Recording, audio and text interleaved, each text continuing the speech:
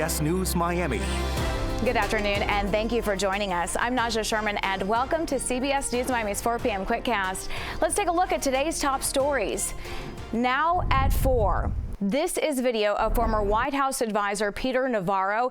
He's in front of the cameras. It's just moments before he turned himself into a federal prison in southwest Miami-Dade. The former White House official is the first to be imprisoned. It's for refusal to comply with a subpoena. CBS News Miami's Yvonne Taylor is in front of the prison where he turned himself in. Naja, 74-year-old Peter Navarro was not happy about having to serve 4 months in this federal prison in southwest Miami-Dade. He was very vocal about it. Let's start by taking you to the moment when his SUV drives up to this place in southwest Miami-Dade. Navarro was convicted in September of 2 counts of contempt of Congress for refusing to testify and provide documents to the committee investigating the January 6th attack on the Capitol. Peter Navarro is making history as the first former White House official to be in prison for a contempt of Congress conviction. Let's take a listen to what he said. I'm pissed. That's what I'm feeling right now, but I'm also afraid of only one thing. I'm afraid for this country. If a president does not have the ability between and among his advisors to get confidential information in the sanctity of the Oval Office, he will make poor decisions which will harm the Republic. That's what this is about. That's what this is about.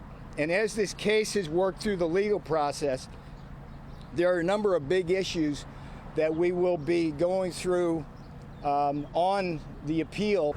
Coming up at 5 p.m., a legal expert explains to us what the American public needs to understand about this case. And would this affect the outcome of the presidential elections in November? That'll be at 5 p.m. on CBS News Miami. In southwest Miami-Dade, Yvonne Taylor, back to you. Yvonne, thank you. New details: a shooting in Miramar turns fatal. Just moments ago, the victim was pronounced dead. Chopper 4 was over the scene earlier this afternoon. This is along the 3200 block of Southwest 66th Way. You can see police searching a white car in the area.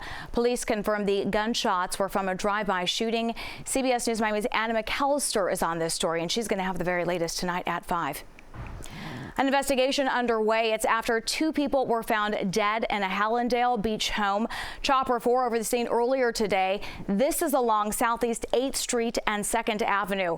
Police say there is no indication of foul play at this time. Peter Dinch is working this story, and we'll have a live report tonight at 5. The case of the South Florida mother accused of child neglect is back in court. Charlene Alcame remains in the hospital. It's weeks after police say she tried to take her own life. This was moments after her 2 toddler twins were found unresponsive inside of her SUV. Alcame could face more charges linked to their death investigation. An autopsy for the twins has yet to be released. The judge ordered that another hearing be scheduled for next month. Always alerting, always tracking. This is Next Weather. And taking a live look outside, it is a beautiful day across South Florida, and it should stay that way at least through Thursday, but then it changes heading into the weekend. Next, weather meteorologist Cindy Pressler tracking it all. Hey, Cindy. Hey, yes, we had some showers this morning while that front came through. Showers, and now beautiful conditions that you just saw there in our sky cams, but chilly tomorrow morning with that dry air settling in. That's going to allow the temperatures to drop to the upper 50s to lower 60s. It's been a couple of weeks since we've seen that cool air.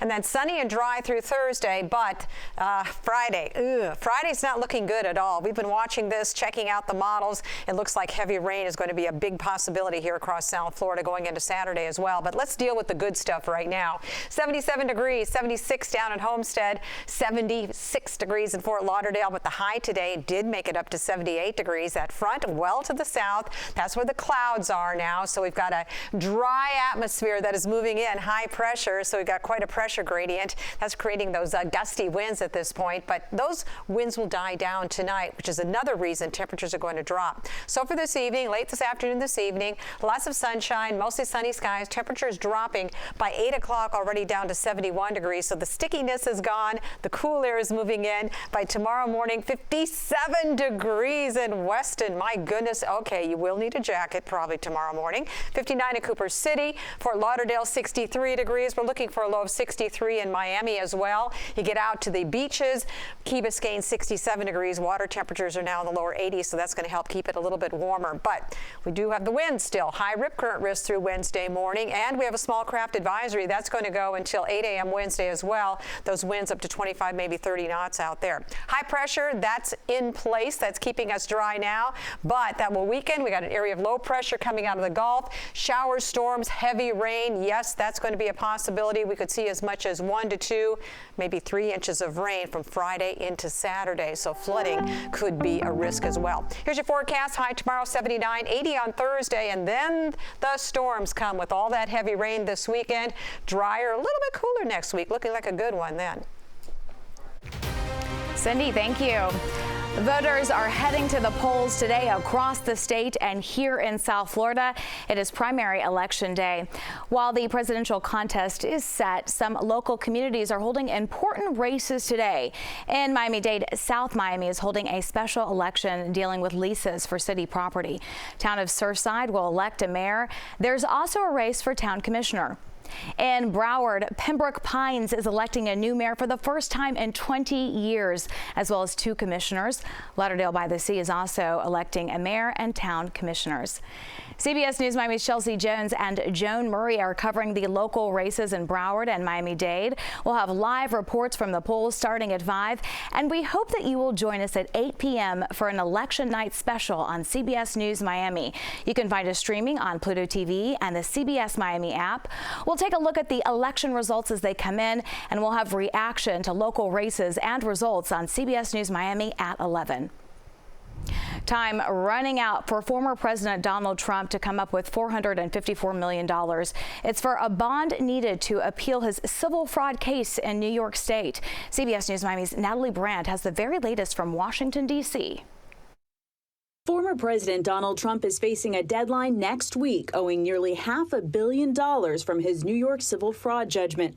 After Trump was unable to reach agreement with more than 30 companies that provide appeal bonds, his attorneys said raising the money in time is a practical impossibility. Without a bond, New York Attorney General Letitia James could begin freezing bank accounts and seizing prized properties, including Trump Tower and 40 Wall Street. The bottom line is this is rigged. Trump is facing a cash crunch not only to fight his multiple legal battles, but to fund his presidential campaign. At the start of 2024, his cash on hand has lagged behind the Biden campaign. CBS News has learned Trump is considering enlisting his former 2016 campaign chairman, Paul Manafort, to help raise money. Manafort was found guilty of committing several financial crimes, including tax and bank fraud in 2018, and later pardoned by Trump. Mr. President. This morning, President Biden departed for a 3-day swing through western battleground states. His campaign says it's raised $53 million in February and has $155 million in cash on hand for his reelection bid. Natalie Brandt, CBS News, Washington. When we come back, Princess Kate is seen out in public for the first time since undergoing surgery. So will this put an end to all the rumors? Stay with us. Welcome back to CBS News Miami's 4 p.m. Quickcast. Now to the crisis in Haiti. Gangs have now turned the focus of their violence to the country's wealthy. At least a dozen people were killed in attacks in 2 upscale neighborhoods. Those areas remained largely peaceful as violence surged in the mostly gang-controlled capital. The U.S. State Department calls the situation there one of the most dire humanitarian situations in the world. A spokesperson says the agency is in touch with U.S. citizens who are interested in leaving the island. So far, 1,000 Americans have filled out a form indicating they want to leave. A curfew remains in effect through tomorrow. Now to the Israel-Hamas war. The United States is taking a tougher stance with Israel over its war to destroy Hamas. President Joe Biden spoke with the Israeli Prime Minister by phone yesterday. It was the first time in weeks since they last spoke. A team is being sent to Washington to discuss an alternative for a ground invasion in Rafah. The U.S. Secretary of State says the entire population of the war-torn Gaza Strip is now living through severe levels of food insecurity. New video of Princess Kate. This is the first time that we have seen the royal since the palace said she had abdominal surgery. Here's more from London. Rumors of ill health put to rest. Kate Middleton, the Princess of Wales, smiled and walked with her husband, Prince William, sporting a baseball cap. This video, obtained by TMZ, shot in Windsor as the couple left a farm shop near her family home over the weekend. I think the fact that Kate has been seen looking happy, healthy and active will hopefully dampen down some of the wilder speculation. Roya Nika is royal editor for the Sunday Times. It's a couple having private time, out and about, doing some shopping for their family. I think it puts paid to a lot of the more ridiculous conspiracy theories out there on social media. Kate's return to public view comes less than a week after she apologized for digitally doctoring this family photo. Her last official engagement was Christmas Day, nearly 3 months ago. And with King Charles's public-facing duties suspended as he undergoes cancer treatment, the pressure's mounted on remaining senior royals to step up. Both Queen Camilla and Prince William continued to carry out public duties on behalf of the king. How fast can Easter get here for the royals? I don't really think they're thinking about it like that. Whether or not the Princess of Wales decides to do the walk to church on Easter Sunday, she may not. But I think, they're sticking to their schedule and still expecting to see her resume public duties after mid-April. Rami Inocencio, CBS News, London. March Madness is here. The college basketball teams in this year's men's and women's NCAA tournament have been revealed, and we want to know your picks. Join us in the CBS Miami Bracket Challenge. Make your predictions and go head-to-head with your favorite basketball fans. Just visit cbsmiami.com, scroll down, and click on the Bracket Challenge logo. You have until tip-off of the first Thursday game to register. Good luck. The Lexus corporate run gets underway tomorrow night. There are some road closures already in place in Fort Lauderdale. Here's the closures along the race route. Tomorrow, most closures will take place until 11 p.m. and we have this map on our website, cbsmiami.com. That's the CBS News Miami Quickcast. I'm Naja Sherman. Stay tuned for more news right here on CBS News Miami, and have a great day.